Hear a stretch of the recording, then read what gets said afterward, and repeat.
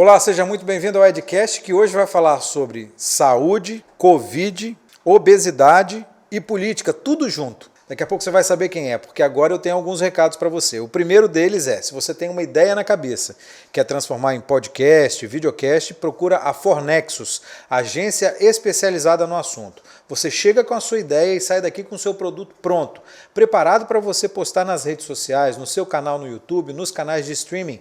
Então, se você tem uma ideia e quer transformar em realidade, procura a Fornexus. Os contatos estão nos comentários fixados desse vídeo. Também chama a sua atenção para useripple.com.br. A Ripple é uma loja, é uma fábrica, é uma empresa aqui do Espírito Santo que fabrica roupas muito legais, camisetas, bermudas, bonés, tem roupa feminina também. Então você entra lá no site da Ripple, escolhe as suas peças, coloca no carrinho e tem um presentaço para você no final. Na hora de pagar, você digita o cupom EDUCA20 e você tem 20% de desconto. Ah, você está em dúvida, como é que é esse cupom, não sei o que e tal? Nos comentários fixados aqui embaixo desse vídeo tem o endereço da Ripple para você visitar a loja lá e tem também o cupomzinho para você usar na hora de você comprar. Pô, 20% de desconto. Tá bom ou não tá? Tá ótimo, né? Chama a sua atenção também, você que está assistindo a gente, você vai se surpreender com esse vídeo que a gente vai gravar, assim como você vai se surpreender com todos os outros vídeos que a gente grava aqui. Mas para isso você precisa se inscrever no canal, então se inscreve no canal, aciona o sino das notificações, compartilhe o vídeo por aí, isso é muito importante para o nosso crescimento, é muito importante para a gente trazer cada vez mais conteúdo de qualidade para você. Você vai se surpreender, eu garanto.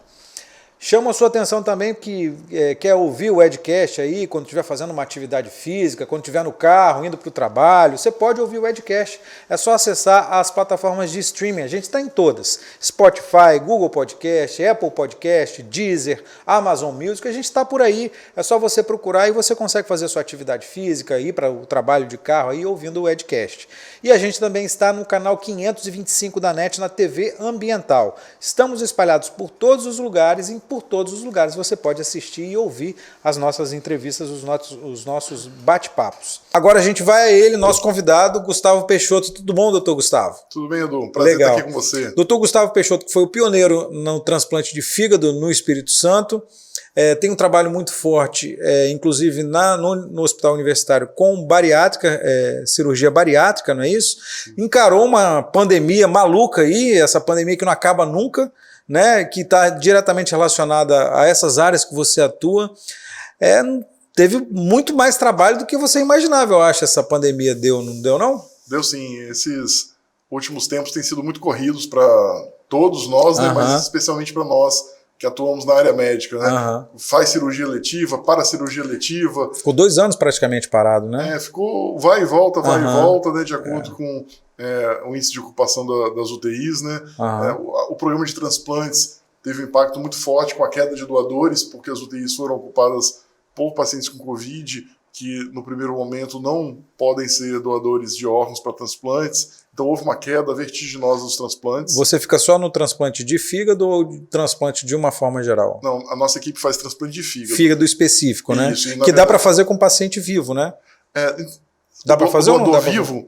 Então, o doador vivo... doador vivo, exatamente. O doador vivo até pode ser feito, mas não faz muito sentido num país como o nosso, que tem uma grande oferta de mortes traumáticas, a gente colocar alguém saudável num risco de uma doação de órgãos, porque uma hepatectomia, que é retirada de metade do fígado para o transplante, é uma cirurgia de grande potencial de lesão e de sequelas. Entendi. Então, sempre que a gente puder usar um doador cadáver, é melhor, é mais seguro, pois você não expõe a risco nenhuma pessoa ígida. Mas aí não tem a questão da compatibilidade, de ser mais fácil de achar, por exemplo, alguém da família, ser mais compatível? Sim, isso é muito factível para o rim, né? Porque o rim tem uma questão de compatibilidade mais complexa do que o fígado. O fígado basta a identidade ABO, né? Então, sangue A, B, porque a gente fala a fila do fígado, mas na verdade são 4 filas. Existe uma fila do sangue A, uma do sangue O, uma do B e uma do AB. Só quem é O só pode receber de O, quem é A só pode receber de A, quem é B só pode... Mais ou menos isso, a grosso modo isso. Em algumas... Tô falando de como leigo aqui, pô. Não, sim, mas é que em algumas situações especiais de urgência, emergência, prioridade, a gente pode desrespeitar um pouco essa regra dentro das possibilidades, das possibilidades que são previstas, inclusive, na legislação. Então, um paciente com uma hepatite fulminante, ele passa a vez na fila, ele pula a prioridade. Entendi. Um paciente com câncer muito avançado, ele também, quase saindo do critério, ele ganha pontos, né? De acordo com o tempo passando na fila de espera, ele ganha pontos extra, porque se não fosse assim, ele nunca receberia o órgão. Ele sempre morreria na fila de espera. Entendi. Você fez o primeiro transplante de fígado do Espírito Santo, né? Sim, foi em 2005. 2005, isso. Como é que foi? Então, foi um trabalho muito árduo, né? Na verdade, antes disso, quem tinha dinheiro ia fazer transplante de fígado em São Paulo, Rio, e quem não tinha condições morria, não tinha acesso... Simples assim? Não tinha acesso a esse tipo de tratamento, porque o tratamento não existia aqui no estado. É lógico que pode pontuar um caso ou outro que conseguiu um tratamento fora do domicílio, TFD, custeado pelo SUS, mas era esporádico, muito difícil, era muito raro. E realmente, quando eu voltei de São Paulo, depois da residência médica, mestrado, doutorado, etc., a gente bancou a necessidade, esse projeto de implantar o programa de transplante de fígado. Tentamos inicialmente colocar no hospital universitário. Você é professor universitário também, né? Sim, eu sou professor adjunto do departamento de cirurgia da UFS. E lá não foi possível pelas dificuldades burocráticas do poder público. E, na verdade, depois de algum tempo dando murro em ponto de faca, a gente recebeu uma oferta do Hospital Meridional de que a gente levasse o mesmo projeto para o setor privado numa parceria público-privada custeada pelo SUS. E assim nós fizemos, foi uma decisão muito acertada. Hoje nós já temos mais de 400 transplantes de fígado, estamos beirando aí 450 transplantes de fígado, e com um resultado muito bom, um resultado de sobrevida acima da média do Brasil. Legal, isso é boa notícia, né? Isso. A gente está tão carente de boa notícia na saúde, né? Sim. É impressionante. E com o tempo a gente não só fez o transplante, como a gente criou a residência de transplante, capacitamos outros colegas, cirurgiões do aparelho digestivo, a fazer o procedimento, de forma que hoje não sou só eu que faço, existe toda uma equipe. Nós somos 11 cirurgiões no grupo e tem outros cirurgiões que já passaram por nós, que estão em outros estados e que estão capacitados a fazer o transplante de fígado. Além disso, você tem uma atuação também no grupo do Hospital Universitário de Cirurgia Bariátrica, não é isso? Sim. A cirurgia bariátrica é uma cirurgia de alta complexidade e que envolve múltiplos profissionais. Multidisciplinar, exatamente. E embora tecnicamente não tenha nada a ver com o transplante de fígado, mas do ponto de vista de trabalho em equipe, de ser multiprofissional, de ter discussão de casos, interdisciplinaridade, as duas operações são muito parecidas. Né? Porque o transplante também tem que ter avaliação do psicólogo, assistente social, todo um protocolo. Tem que ter também? Tudo isso, todo um protocolo para poder entrar na fila de transplante, para poder fazer acompanhamento, etc. A gente tem as enfermeiras da equipe, etc. E todo mundo altamente especializado, né? Sim, todo mundo trabalha nessa subespecialidade. É lógico que como não existe transplante de fígado a toda hora, a gente também exerce outras atividades. Transplante de fígado no estado, no ano que a gente faz muitos, a gente faz 35, 40. Então, tem muito tempo para fazer outras atividades, como cirurgia de câncer, cirurgia bariátrica e outras cirurgias mais. E tem uma relação, uma forte relação da cirurgia bariátrica com a COVID?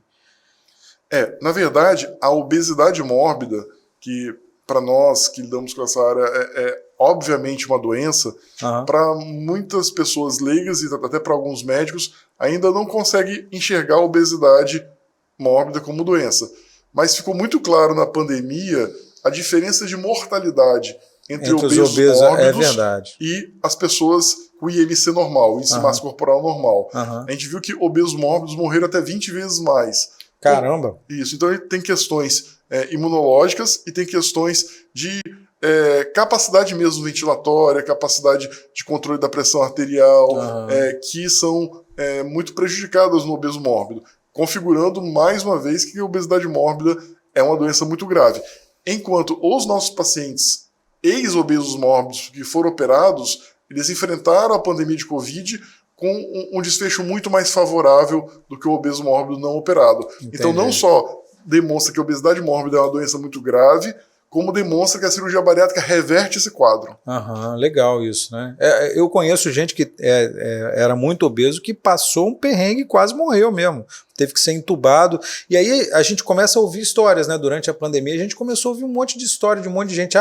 Conheço fulano que teve que ser entubado, fulano foi para UTI, outro ficou internado e tal. E é engraçado porque a maioria dessas pessoas que eu conheço, pelo menos, que eu fiquei sabendo que tiveram agravamento do problema, eram pessoas obesas. Não necessariamente obesas mórbidas, mas obesas, né? Sim. Então tem um fator diretamente relacionado, dá para cravar isso, apesar da Covid ser uma doença muito nova, tem muito estudo acontecendo e não tem nada muito conclusivo, justamente por ser muito nova, mas dá para cravar isso? O obeso tem um risco maior? Sim, isso aí já está cravado. Tanto é que está cravado que o obeso mórbido teve prioridade na vacinação. Não sei se você lembra, mas logo na primeira fase foram vacinados profissionais de saúde, idosos, exatamente, e obesos mórbidos. Justamente por conta da alta letalidade da Covid-19 nesse subgrupo de pessoas. E como é que foi encarar a Covid-19 durante esse período, doutor Gustavo? Foi um grande desafio, né? Porque foi novidade para todo mundo. Apesar do médico ter uma formação, essa formação toda que você tem, mestrado, doutorado, residência, fazer parte desses grupos, fazer parte do primeiro transplante de fígado, que não é uma coisa fácil, não é uma coisa simples. Apesar dessa experiência toda, foi tudo novo para todo mundo, né? Sim, foi tudo novo para todo mundo, mas com certeza essa história aí e a própria experiência em gestão contribuiu para a tomada assertiva de decisões. Porque quando você passa por todos esse processo de treinamento, você não toma decisões baseada em informação de WhatsApp. Você busca a ciência para se embasar. E a ciência que nos guiou até aqui, fazendo a humanidade sair de uma média de sobrevida aí de 20 e poucos anos para uma média de 80 anos de sobrevida, ela se pautou basicamente em informações técnicas, em avaliações estatísticas, em tratamento decente dos dados captados. E, na verdade, apesar do Brasil ter tido um grande desastre no enfrentamento à pandemia, nós tivemos uma... Você acha que foi desastroso? Totalmente. Basta a gente ver os gráficos de mortalidade por milhão de habitantes, onde o Brasil saiu com 1 mês e meio de atraso, né? Quando a gente começou a ver o que estava acontecendo na Itália, quando a gente começou a ver o que estava acontecendo na Europa, nós tivemos 1 mês e meio, Edu, para nos prepararmos. E então essa chance que nós tivemos, essa oportunidade, não seria compatível com nós nos tornarmos o país com a maior letalidade por milhão de habitantes do mundo. Né? Esse número é de hoje? A gente hoje tem maior letalidade? Não. Então, hoje eu não vi, mas esse número é de 2 semanas atrás. Quando você ia ver por milhão de habitantes... A gente está com 2,5 de mortalidade, né? Nós temos 670 mil mortos, né?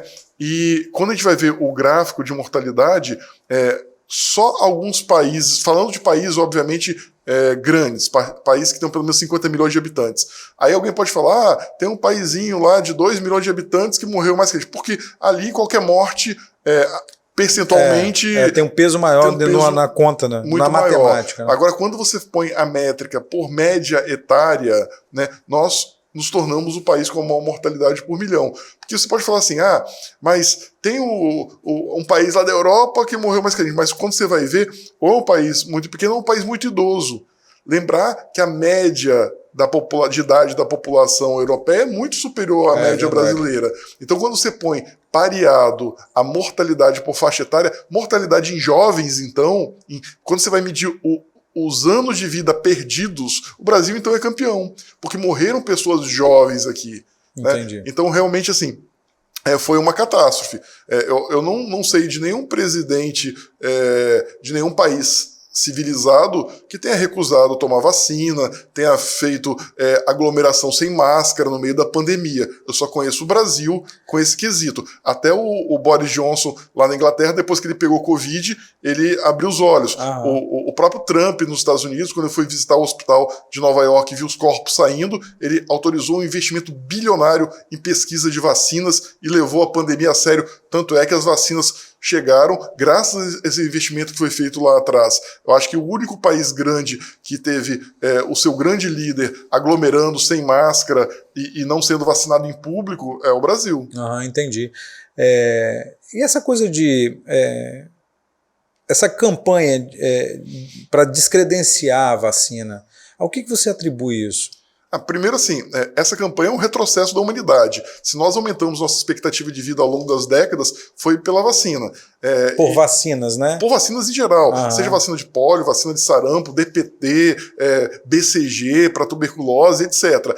E aí, de repente, começou um monte de questionamento que nunca houve. Você via alguns malucos falando assim, vacina tem que ser tudo ou nada, senão não serve. Calma aí. Vacina de pólio. Vacina de pólio é uma vacina de vírus atenuado. E com ela a gente conseguiu erradicar a poliomielite. Vacina de BCG. Vacina de BCG para tuberculose, ela não te evita 100% de ter tuberculose. Só que ela traz a tuberculose na forma mais branda. Então a gente sempre usou esses artifícios. Outra coisa que eu nunca tinha visto antes. Nunca eu vi, na nossa geração, alguém ser vacinado e perguntar qual a origem da vacina? Se for da China, eu não quero. E isso começou a acontecer. A gente nunca perguntou antes qual a origem da vacina. A gente entrava na fila, tomava a vacina e pronto. Mas aí não é por causa de um nível de informação maior que as pessoas têm hoje? Não, eu acho que é um nível de polarização maior. Você acha que é política isso mesmo? Isso né? É política. Quando a gente via alguns grupos falar, eu não quero a vacina, né? É um negócio assim, totalmente político.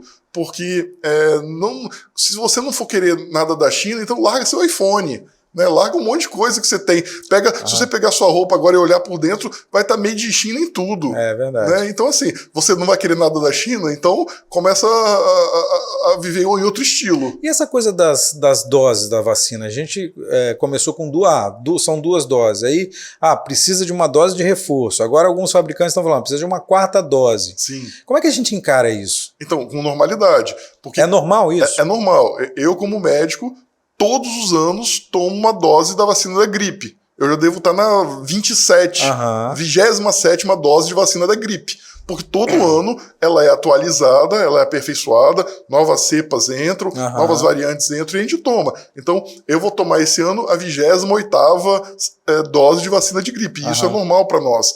E as vacinas elas foram liberadas. Primeiro, a gente tem que dividir as vacinas em subgrupos. Tem vacinas novas, tecnologia nova, e que são até mais eficientes. Né? Tem aí Moderna, Pfizer, Janssen, e tem vacinas modelo muito tradicional. Se você falar qual que é a vacina mais segura, a vacina mais segura é o modelo tradicional. Porque já foi testada muitas vezes, a forma de fazer todo mundo sabe como é que é. Que é a Coronavac, que falavam mal a vacina, que é o quê, basicamente? Pegar o vírus, matar, né, botar no emoliente e injetar na pessoa. Né? Então essa vacina ela é a mais segura, mas não é a mais eficiente. Novas tecnologias demonstraram a capacidade de produzir mais imunogenicidade, mais mecanismos de proteção.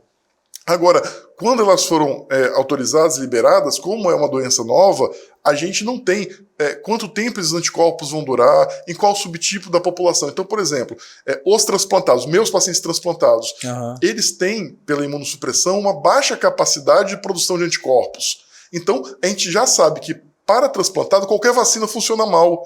A gente tem que tomar doses de reforço subsequentes. Então, para esses pacientes, é normal tomar a 4ª dose, como Israel, os Estados Unidos começou a dar 4ª dose para imunossuprimido já tem alguns meses. E é muito bom que eles estejam na nossa frente na pandemia, porque eles estão testando tudo isso. E a gente já vai saber o que dá certo e o que não dá. Exatamente. Né? Por exemplo, vacinar idosos, a 4ª dose. Israel começou a fazer isso tem tempo. Por quê? Porque o idoso também, ele é um imunossuprimido, ele tem uma deficiência na produção de anticorpos, né? Ele tem essa dificuldade imunológica. Então é natural que os idosos precisem de reforços vacinais com maior frequência. Por outro lado, indivíduos jovens, rígidos, saudáveis, é natural que uma dose de vacina anual resolva o problema. Produza uma quantidade significativa de anticorpos e que essa vacina vai ser atualizada de tempo em tempo. No começo a gente tinha muito receio de aplicar a vacina de Covid junto com a de gripe. Você viu que agora já foi liberado, porque esse medo já não se justifica mais. Daqui a pouco vai ter tudo junto na mesma ampola. Você vai tomar de gripe, a de Covid, isso que eu ia te perguntar. A gente chegou num ponto que a pandemia acabou? A gente pode cravar isso? A pandemia já acabou. A gente já entrou num estado endêmico.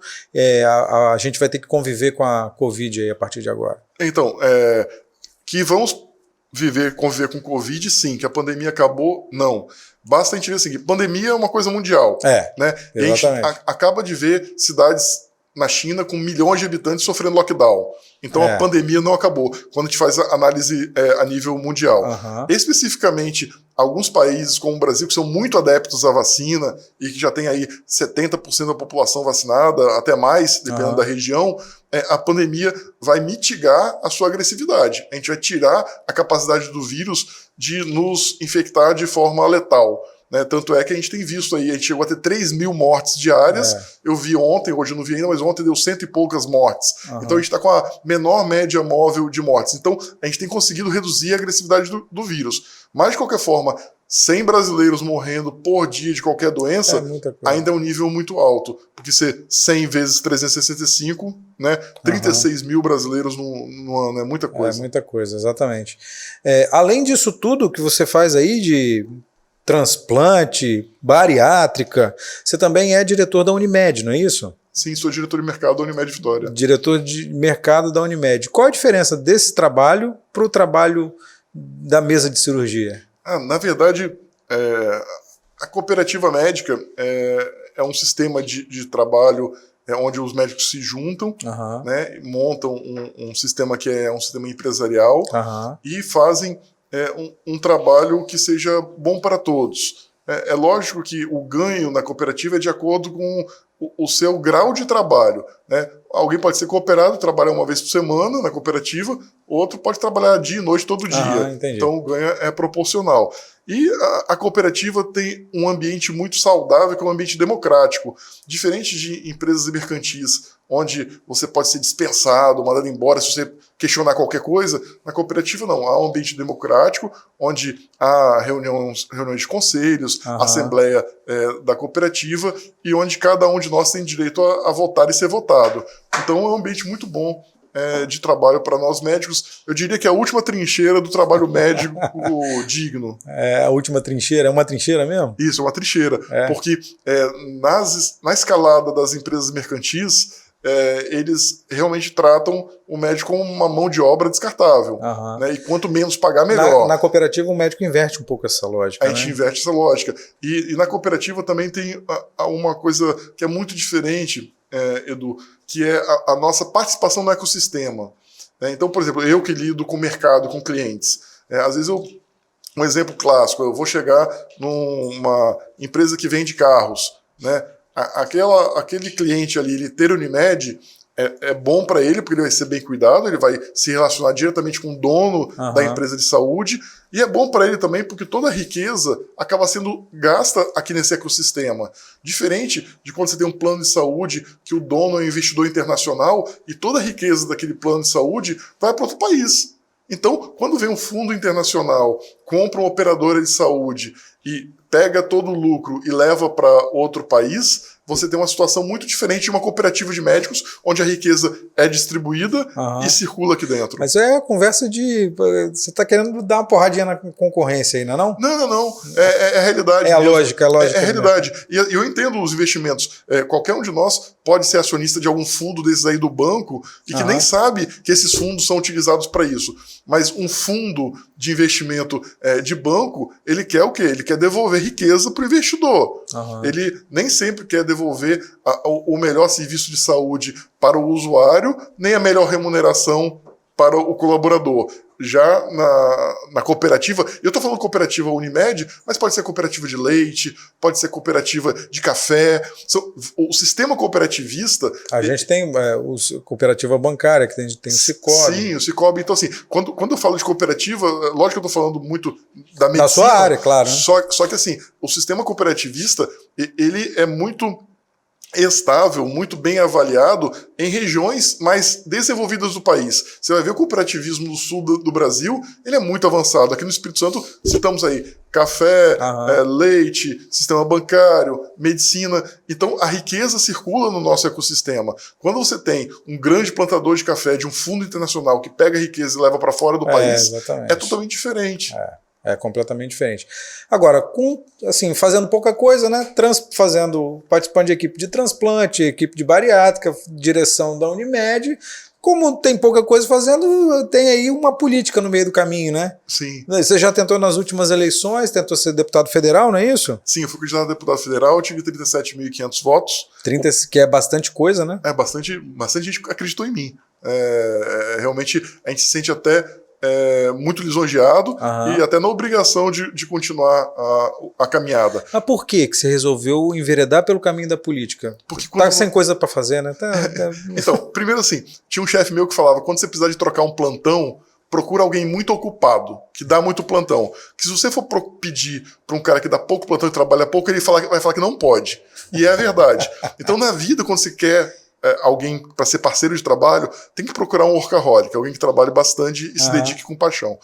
Segundo, que nesse caminhar de sistema de transplantes, parceria público-privada, trabalhar na universidade, participar da gestão dentro da universidade, onde eu fui chefe de departamento, chefe de unidade, etc., trabalhar em cooperativa, a gente vê o quê? A gente vê que se o Brasil não mudar as regras, nós não temos futuro. Se nós não fizermos grandes reformas do Brasil, o Brasil não vai dar certo nunca. Não adianta ficar enxugando gelo, libera em ano eleitoral um aumento aqui, um aumento ali para agradar funcionário, e não adianta ficar fazendo subsídio de gás, de qualquer outra coisa para ganhar a eleição, porque a conta chega logo em seguida. A gente vai ter que fazer uma mudança estrutural e essa mudança está nas regras. E para mudar as regras, somente um lugar, o Congresso Nacional. O Congresso Nacional é que dita as regras e é possível a gente mudar. Se a gente começa a analisar como que eu faço, qual que é a causa raiz desses problemas que o Brasil enfrenta. Na verdade, está nas nossas leis. Às vezes a gente critica uma série de coisas no Brasil e a gente critica alguém do Poder Executivo, critica o prefeito, o governador, ou critica até uma decisão judicial, mas quando você vai ver, a decisão judicial foi tomada porque a lei tá mal escrita. Assim. Então a gente vai ter que mudar as regras de funcionamento dessa grande empresa chamada Brasil. E você sabe o que precisa fazer para mudar? Uma série de coisas. Mas você sabe disso? Você tem isso? Obviamente eu não sei tudo, né? Mas algumas coisas eu sei muito clara. A primeira coisa é a reforma da RH, a chamada reforma administrativa. Não tem como, vou dar um exemplo aqui que é um exemplo assim, esdrúxulo. Não tem como um desembargador, um juiz que é pego roubando ser aposentado como punição. Então, existem algumas regras que são tão claras que tem que mudar que a gente não sabe ainda por que elas não mudaram. Não tem como um professor universitário que não trabalha, que não dá aula, que não cumpre sua carga horária, não poder ser demitido porque ele tem estabilidade no emprego. E hoje é essa a situação no Brasil. Um funcionário público de carreira com estabilidade do emprego, se ele não trabalhar, ele não tem como ser demitido. Alguém pode falar, existe uma regra, não sei o quê, processo administrativo. Vai tentar fazer isso. É impossível. A gente vivencia isso dia a dia dentro do ambiente universitário. Um professor que trabalha e um que não trabalha, eles ganham igual. Isso é impossível também de dar certo. País nenhum no mundo ganha produtividade pagando igual o ruim e o bom. A gente tem que ter escala de pagamento por performance. A gente tem muita coisa da iniciativa privada que a gente pode trazer para o setor público para poder alavancar nossa produtividade. E a produtividade do Brasil, ela só piora. Ela piora a cada momento. Isso passa também pela capacidade de oferecer escola decente. Você vê os nossos indicadores de desempenho na PISA só pioram. Nossos alunos não conseguem fazer cálculos matemáticos simples. Você vai na padaria, a conta deu R$15, você dá R$20, a pessoa calcula na calculadora que o troco é 5. Então são coisas que são inimagináveis. Então nós temos muita coisa para fazer, a começar, eu diria, pela reforma administrativa, que ela é urgente.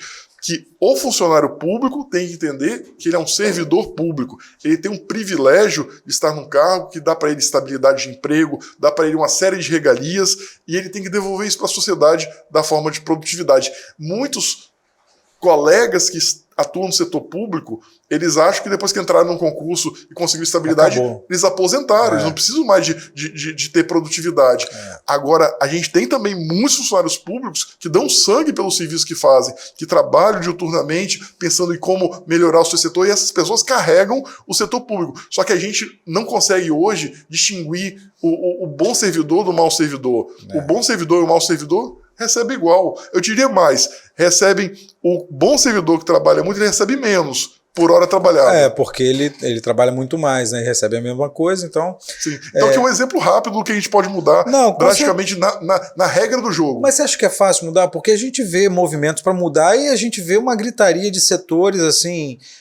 aí tem a gritaria, ameaças veladas, a gente sabe que tem alguns poderes que são muito mais fortes que outros, e aí essas mudanças propostas inicialmente vão, ao longo do caminho, vão ficando menores, chega lá não tem reforma. Então, eu acho que é fácil mudar.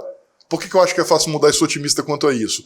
Primeiro, porque a população cada vez mais tem uma percepção dessa situação. Tem a percepção de que o Brasil não está funcionando e não vai dar certo desse jeito.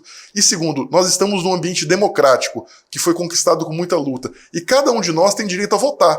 Então, se a gente está elegendo esse Congresso que está aí, que a gente faça um meia-culpa, olhe as figuras que estão lá e que não contribuíram para a evolução decente do país rumo a um país desenvolvido e repense no seu voto. Porque quem colocou esses caras lá fomos nós. Se nós estivéssemos num país onde a gente não tinha direito a voto, não tinha direito a colocar o nome à disposição para participar, eu concordo que seria difícil. Mas qualquer um de nós é livre para votar, é livre para ser votado, é livre para se filiar no partido. Então qualquer um de nós aqui, qualquer um que esteja me ouvindo, que queira um país melhor, basta sair da zona de conforto e ajudar, fazendo algo diferente. O que não adianta, Edu, é a gente ver mais grupo de WhatsApp ou grupo de amigos se lamentando na varanda de casa, tomando vinho e reclamando de tudo, e aí vira e fala assim, olha, vai ter eleição para síndico do prédio. Ninguém quer. Vai ter eleição para conselho fiscal de qualquer coisa. Ninguém quer. Ninguém quer participar. Todo mundo quer que resolva um problema por ele. Só que o problema não vai ser resolvido enquanto for terceirizado. Cada cidadão tem que ser fiscal, né, de quem ele elegeu, em qualquer instância. Não é só cargo político, deputado federal, estadual, governador, não. É até o síndico do prédio mesmo. E tem que colocar seu nome à disposição. Tem que dedicar uma parte da sua vida para contribuir para o bem comum. Que pode ser cuidar do condomínio, pode ser cuidar de alguma associação de classe, ou pode ser até ser um vereador, um líder comunitário, etc. E na caminhada política passada que eu tive, eu me surpreendi com a quantidade de pessoas que sonham isso. A quantidade de pessoas que eu conheci que são líderes comunitários, que trabalham na sua comunidade gratuitamente, que têm projetos sociais e que passam a semana inteira trabalhando e que no fim de semana vai cuidar de alguma causa, seja cuidar de cachorro abandonado, seja cuidar de projeto de saúde, projeto social, mas existem muitas pessoas que já contribuem e o Brasil só não desmoronou com essa ingerência da parte governamental que a gente viu aí em algumas décadas, justamente porque a sociedade brasileira é muito forte. Então eu acredito que a gente consegue mudar sim. Mas você, na sua cabeça, sabe, na prática, o que você precisa fazer para fazer essas mudanças? Em que termos? Vou chegar lá no Congresso, vou propor isso, vou propor aquilo, vou apoiar isso, Você tem isso certo na sua cabeça? Então, muitas coisas que são da minha área, por exemplo, saúde. Pô, eu tenho muito claro o que a gente tem que fazer. Primeiro, expandir parceria público-privada, parar de verticalizar a saúde. O Estado pratica mal a atividade final. Basta ver quando a coleta de lixo era pública. Funcionava? Não. Tinha lixo todo dia no meio da rua. Terceirizou. E o governo faz o quê? Ele fiscaliza a prestação de serviço. Dá certo? Dá certo. Né? Então, o governo tem que entender que a capacidade dele de realizar hoje está muito prejudicada. Principalmente nessas regras atuais de estabilidade de emprego, de não conseguir cobrar trabalho adequado, um desempenho adequado do servidor, etc. Então, por exemplo, na saúde, parceria público-privada é ótima. Basta você ver as UPAs. As UPAs geridas por OS, elas têm uma eficiência muito maior do que outras UPAs e unidades de saúde geridas pelo poder público. A começar pelo modelo de contratação, que é ou CLT ou por performance, no termo de PJ. Então, assim, da parte de saúde a gente sabe muita coisa. Obviamente, tem muito a aprender. O primeiro mandato vai ser uma experiência muito interessante. Cada um desses lugares que eu circulei, seja bariátrica, seja transplante, seja setor privado, meridional, seja cooperativa, seja setor público, universidade, sala de aula, mestrado, doutorado, tudo isso vai dando pra gente algumas habilidades. Tenho todas as habilidades? Lógico que não. Agora, segurança pública. Segurança pública eu tenho que aprender muito. Né? Agora, gestão, reforma de RH, controle fiscal, controle de fluxo de caixa, controle de montagem de equipes que tenham desempenho por performance. Isso aí está no nosso DNA. Isso aí a gente consegue contribuir bastante. E como é que você acha que vai... assim, você é pré-candidato, né? Como é que você acha que vai se comportar a campanha desse ano? A gente veio de uma campanha na pandemia que foi diferente, uma campanha para prefeito e vereador que foi bem diferente, e a gente está retomando agora a nossa rotina, tem algumas restrições ainda, a pandemia não acabou, como você mesmo disse. Como é que você acha que vai ser 2022 e como é que vai ser o 2022 para você? Então, é o primeiro veículo que eu saio como pré-candidato de verdade. Legal, então é pré-candidato, então, né? Então eu até agora eu só era filiado ao Podemos, apoiando a busca de uma terceira via. Mas agora, já que você falou, sim, sou pré-candidato a deputado federal, meu nome está à disposição para o Podemos usar da forma que for necessário dentro desse projeto de uma terceira via para o Brasil. A campanha vai ser polarizada, já está polarizada. Uma decepção muito grande que a gente tem com o governo atual, que ele criticava a reeleição, né? Criticava a reeleição, foi eleito com a bandeira de não trabalhar a reeleição. No primeiro dia do mandato já estava lá campanha até 2026. Então isso aí é uma decepção, porque a gente acha que a reeleição é um problema muito sério no Brasil na parte executiva. A gente vê claramente outros governos passados, um exemplo, o governo Dilma, quando foi reeleito, que tomou uma série de medidas populistas nas vésperas da eleição. Sustentou depois. Não sustentou depois, quebrou o Brasil depois e acabou com o impeachment. Né? Então a gente sabe que esse projeto de ser reeleito faz com que a pessoa perca o olhar de governança, né, de eficácia, de eficiência da sua gestão e fique pensando o que vai ser depois, né, como se fosse um mandato de 8 anos. Isso é muito ruim para o nosso país. Isso tem que acabar. Pode isso acontecer no legislativo? Sim. Porque legislativo é um local onde muitas pautas têm que ser defendidas, bandeiras, inclusive bandeiras heterogêneas. Tem que ter lá no legislativo pessoas de todos os pensamentos para que dali a gente consiga tirar um meio termo do que o Brasil deseja. Porque o Congresso nada mais é do que a representação do brasileiro. Agora, em cargos executivos, a pessoa tem que entrar com um mandato a cumprir e, cumprindo esse mandato, sair de lá. Porque senão você fica sempre o quê? No primeiro mandato, fazendo negociações para poder ser reeleito. E isso tem sido realmente um câncer para o desenvolvimento do nosso país. E como é que vai ser 2022? Está preparado? Sim, estou preparado. Eu sempre estive preparado para desafios. Né? Os desafios sempre me motivaram. Né? Quando eu assumi, por exemplo, essa diretoria que eu estou de mercado na Unimed, a minha função é vender plano de saúde. Eu nunca tinha vendido nada na minha vida. Eu aprendi a vender plano de saúde rapidamente. Tanto é que a gente bateu todos os recordes de venda, de faturamento, de receita. A Unimed Vitória hoje está com o maior número de vidas que já teve na sua história. Né? Então, a gente está acostumado a pegar projetos, ser desafiado e entregar resultado. Seja implantando o programa de bariátrica nos hospitais clínicas ou no hospital privado, seja botando o primeiro transplante de fígado do Espírito Santo, um projeto que dura até hoje, seja implantando recentemente a cirurgia robótica no Grupo Meridional, onde eu sou o líder da equipe. Também está com cirurgia robótica. Sim. Não tá fazendo pouca coisa, vamos arrumar mais uma coisa. Sim. É real já? A cirurgia robótica é real? Sim, o futuro real. É presente já? O futuro já está no presente? Nós já estamos no robô de 4ª geração indo para 5ª. É mesmo? Né? 5ª geração? A diferença é que o robô atual, ele nos obedece integralmente. E não sei se você sabe, quando a gente opera na cirurgia robótica, todas as informações dos nossos movimentos eles são mandados para a central da fábrica do robô. E os cruzamentos de dados sobre os movimentos, os desfechos clínicos, estão sendo montados. Entendi. Tudo sendo armazenado e o robô vai sempre aprendendo cada vez mais. Exatamente. A gente está ensinando o robô a operar. Então a gente está criando uma inteligência artificial e em breve a próxima geração de robô, quando o cirurgião for cortar algo errado, o robô vai travar e vai falar, tem certeza que deseja cortar isso aí? Doideira isso. Ele vai fazer isso. Que maluquice isso. Até o momento que você só vai lá apertar o play e ficar vigiando o robô. Eu não tenho dúvida que isso está muito próximo. Isso parecia ficção científica quando eu era estudante de medicina, mas hoje é a realidade. Mas isso significa que não vai precisar de médico mais? Não, vai precisar. Vai precisar pelo menos durante um bom tempo. Esperamos que sim, né? Sim. Pelo menos você que está na área espera que sim, né? Que precisa de médico sempre, né? Se a gente tiver alternativas que assegurem a saúde da humanidade melhor do que a capacidade humana, eu não tenho nenhum óbvio a isso não. Né? Tanto é que a gente, por exemplo, a pessoa que ia lá medir a pressão do paciente de meia em meia hora. Isso foi substituído nas UTIs por um aparelho que mede direto, sem você precisar de ir lá. Então, tudo isso... Hoje um relógio faz isso, né? Um relógio que todo mundo compra aí. Exatamente, mede pressão, vê o pulso, vê a frequência. Então, assim, essa incorporação tecnológica, ela é muito benéfica para a medicina, especificamente para a cirurgia. Quando a gente vê as cirurgias que a gente realizava 30 anos atrás, quando eu ainda era aluno, e a gente vê as cirurgias que a gente realiza hoje, é inacreditável. Você, por exemplo, quando eu comecei a fazer transplante de fígado, o índice de sobrevivência era de 30%. Caramba. Era quase assim, a última chance, ou transplanta ou morre, aí ela vai fazer o transplante.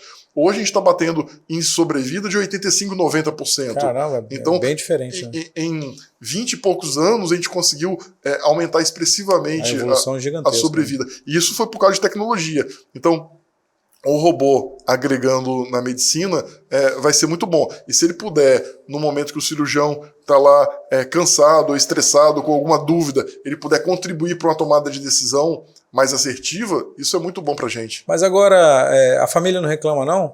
Pô, você já faz um monte de coisa, já vai se candidatar, vai ser político agora também? 100% da família é contra. 100% contra? 100% contra. E como é que você vai fazer? Então, eu vou fazer como eu sempre fiz. Porque assim, se você perguntar para os seus filhos, né, para sua esposa, para as pessoas mais próximas, você prefere que papai esteja com você sábado e domingo na praia, no calçadão, ou fazendo um transplante de fígado, buscando um fígado em São Mateus? Eles sempre vão achar que é melhor ir para a praia. Claro, então eles acostumaram com esse perfil. Porque... Com essa rotina médica também, de estar sempre disponível e tal, né? Sim, pro trabalho. As crianças viram isso desde de pequenos, então elas acabaram assimilando.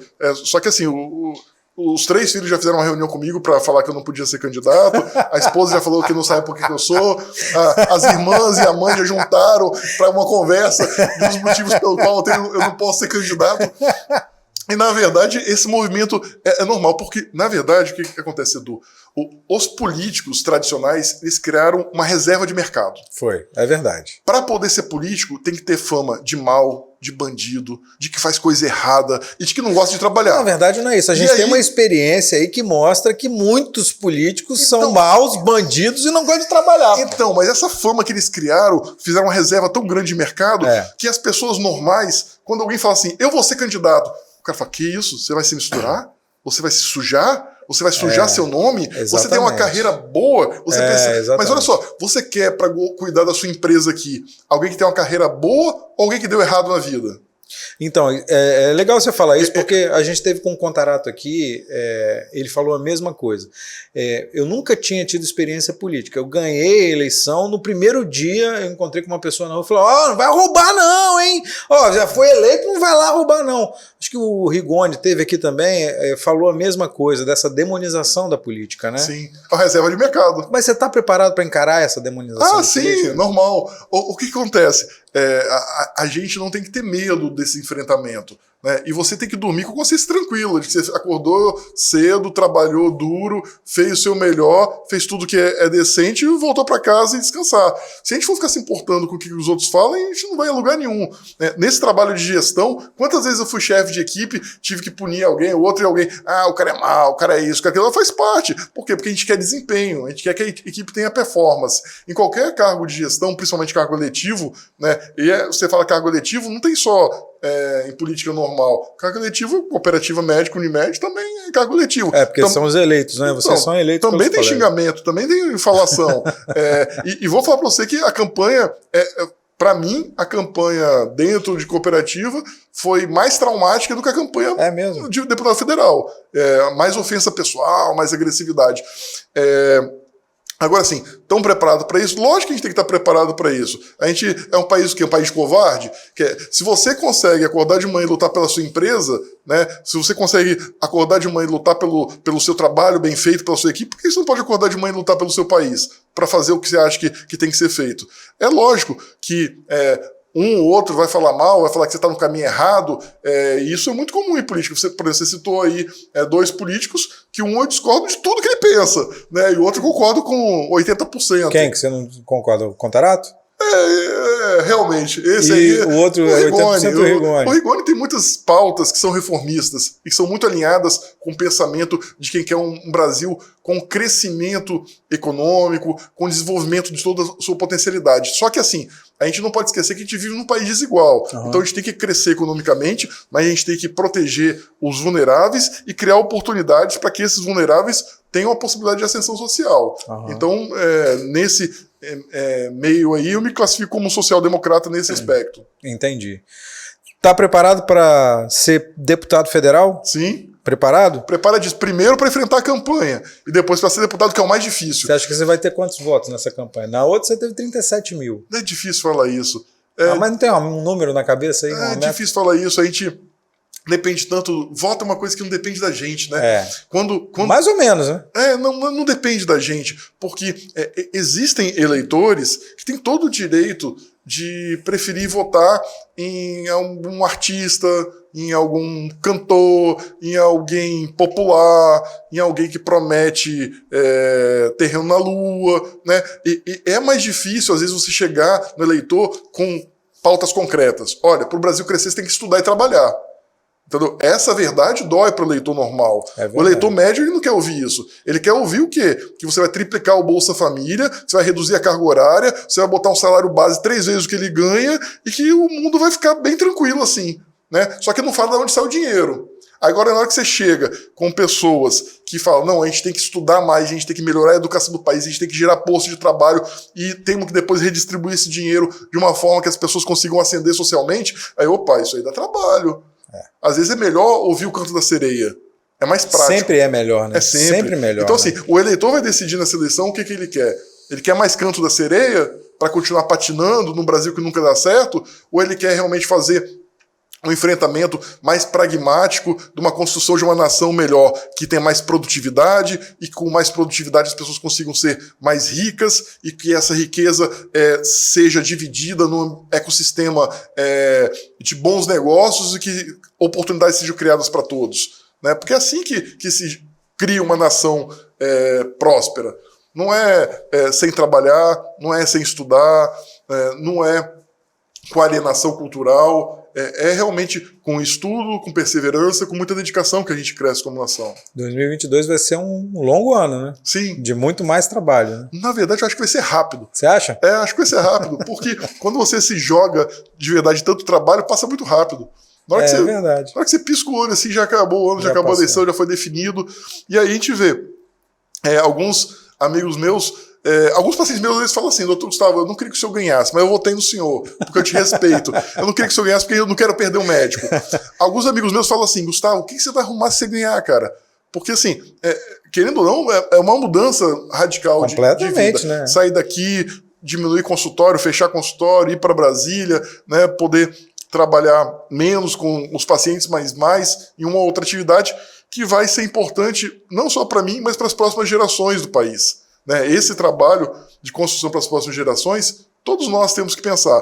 A gente tem muitos exemplos que fizeram a sua contribuição, né, na sociedade e saíram. Vou dar um exemplo, o ministro Adib Jatene. O ministro Adib Jatene operava de manhã a cirurgia cardíaca dele, ia para Brasília, né, trabalhava... Era uma referência, né? Uma referência no país. Né? Isso, sexta-feira ele ligava e falava, pode anestesiar que eu tô voltando para operar. E voltava lá e operava, passava visita no sábado, domingo, exercia a sua atividade.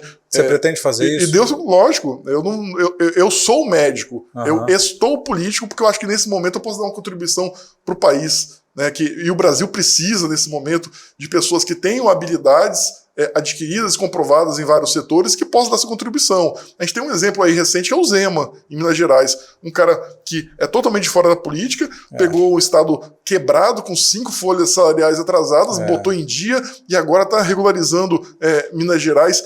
Agora ele tem capacidade de investimento. Então você tem vários exemplos no Brasil e fora do Brasil, de pessoas que saíram da iniciativa privada, tiveram uma experiência de gestão, chegaram a ajudar a organizar. E esse organizar pode ser ou no executivo organizando a casinha na regra atual, ou pode ser atuando sobre o nó crítico. E o nó crítico, o grande problema hoje, está na regra do jogo. A gente tem que mudar pacto federativo, a gente tem que mudar a distribuição de riqueza do Brasil, a gente tem que mudar a forma de lidar com o trabalho do servidor público. Porque só assim que a gente consegue melhorar. É lógico que tem também outras questões que a gente vai ter que estudar, como eu já citei, segurança e outras mais que eu não tenho tanto aprofundamento. Você acha que os estados têm que receber mais dinheiro, os municípios têm que receber mais dinheiro e o governo federal tem que ficar com menos? Falando de pacto federal. Com certeza. Qual o sentido de você pegar o dinheiro, mandar para Brasília depois ter que você com um pirizinho ficar pedindo dinheiro de volta, o dinheiro que você gerou? Isso tem que acabar. A gente tem que... Mas aí a gente tem um estado gigante também, né? Isso Sim. É para manter um estado gigantesco, né? Isso aí é para ter o poder. Para dar o poder da caneta para o governador sempre. Ter que estar lá pedindo esmola, né, ter que estar em ministério por ministério pedindo lá ajuda. A gente tem que mudar isso. É lógico que nós temos também um país desigual, onde algumas regiões precisam de mais ambiente de proteção, mais atenção. Só que não pode ser do jeito que está hoje. Né? O Espírito Santo tem aí a política fiscal toda certinha as contas em dia, nota A e tal, e fica sendo punido nesse ambiente. Então, vamos também distribuir conforme performance.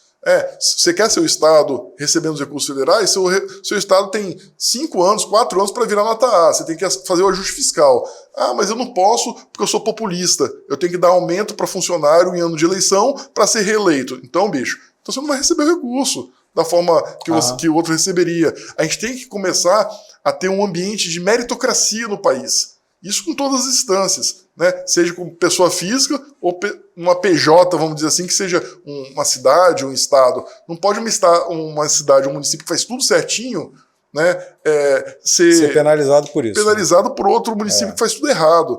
Então a gente tem que realmente tratar os diferentes como diferentes que são. Seu candidato a governador quem é? Nosso partido vai apoiar o governador Renato Casagrande. O partido é o Podemos, mas você apoia o governador Renato Casagrande? Então, nós não temos ainda todos os nomes postos. Uhum. Eu acho que o governador Casagrande acertou muito mais do que errou nessa gestão dele. E hoje ele teria, sim, meu apoio. Uhum. Mas a gente não tem ainda todas as combinações. Eu não sei quem é o vice dele, eu não sei se ele vai subir no palanque de alguém que eu não goste para presidente da República. Então tem várias variáveis ainda em jogo. Quem que você não gosta para presidente da República? Aquele que não se pronuncia o nome, senão vira propaganda. Aquele que não se pronuncia o nome é ótimo isso. Na verdade, sim, eu acho que a gente não pode... Faz coisa de cinema, aqueles que não pronunciamos o nome. É tipo esse, né? Porque o que acontece? A gente não pode permitir que o país pegue alguém que foi condenado em vários tribunais, por vários juízes, em várias instâncias, decisões colegiadas, e que foi preso e que participou de um esquema de saque do país, que uma pessoa dessa volte a ser o presidente da República. A gente não pode apoiar isso. Isso não é decente. Isso não é um bom exemplo para as próximas gerações. Por outro lado, a gente também não pode ter uma pessoa com dificuldade cognitiva, né, dificuldade comportamental, como nós temos hoje. Né, onde o atual presidente já mostrou que não tem capacidade cognitiva e habilidades mínimas para poder ser um líder de um país como o Brasil. Basta ver o enfrentamento à pandemia, no socoveiro, e daí, e por aí vai. Então a gente precisa, na verdade, de buscar um novo caminho para o Brasil, que reunifique o Brasil, que tenha equilíbrio, que seja preparado, que tenha um grau de instrução adequado. A gente lembra do Lula falando o orgulho dele de nunca ler livro. Né? Isso não é um bom exemplo para ninguém, nem para o garotinho de 5 anos de idade. A gente precisa de pessoas que valorizem a educação como instrumento de transformação social. Né? E isso não se faz com algum tipo de comportamento. Porque essas pessoas, esses dois ícones aí dos polarizados... Quando você recusa tomar uma vacina em público, quando você aglomera no meio de uma pandemia sem máscara, você está dando um péssimo exemplo para a sociedade. Você está induzindo que pessoas reproduzam esse comportamento e muitas vezes morram. Muitas vezes morram da doença. Quando você fala que você nunca estudou, que você nunca leu um livro, e mesmo assim chegou a ser presidente da República, qual exemplo você está dando para o garotinho que está pegando a sua bicicleta e andando 20, 30 minutos para estudar numa escolinha do interior? Ou às vezes nem tem bicicleta. Ou às vezes nem tem bicicleta, indo a pé, tá indo na garupa de carona, no cavalo, e por aí vai. Então, assim, esses maus exemplos, eles têm que fazer parte do passado do Brasil. Eles não combinam com o Brasil do futuro, com o Brasil próspero, com o Brasil meritocrata. Esses são populistas, oportunistas que viraram presidente, né, nos iludindo, né, porque as promessas que fizeram não foram compatíveis com a sua prática, seja no quesito corrupção, ou seja em outros quesitos. Né? E eu acho que a gente precisa de uma solução melhor para o nosso país. Então, Para governador, nesse momento o partido apoia o Renato Casagrande, mas vamos aguardar para qual palanque ele vai, as configurações seguintes. Está tudo muito... Ainda tem tempo aí para... Faltam 10 dias aí, né, para todo mundo mudar de partido. As pessoas ainda podem mudar de partido. E tá, né? Todo mundo, tá um barata voa danado aí. Tá em ebulição, né? Meu celular ele não para de piscar. Eu quero uma reunião com você urgente e tal, né, e por aí vai. Legal.